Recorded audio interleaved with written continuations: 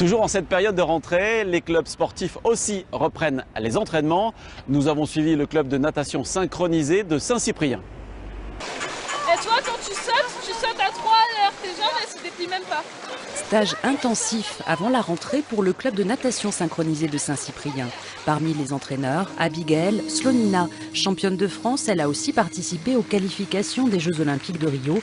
Elle vient de renoncer à sa carrière, mais entraîne désormais les jeunes nageuses, toujours très attachées au club qui l'a vu faire ses premiers plongeons.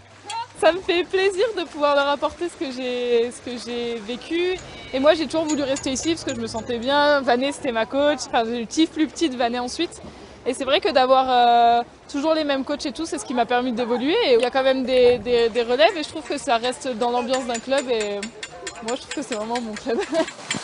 Un club familial, sans gros moyens, toujours à la recherche de sponsors, mais qui réussit ces dernières années à se classer 2e de France, juste derrière le Solid Pôle d'Aix-en-Provence. C'est une prouesse parce qu'on a des nageuses issues du village. C'est un club familial. D'ailleurs, je pense que c'est notre point fort à l'heure actuelle parce que les nageuses se connaissent depuis toute petite. Elles apprennent à nager ensemble depuis l'âge de 3-4 ans.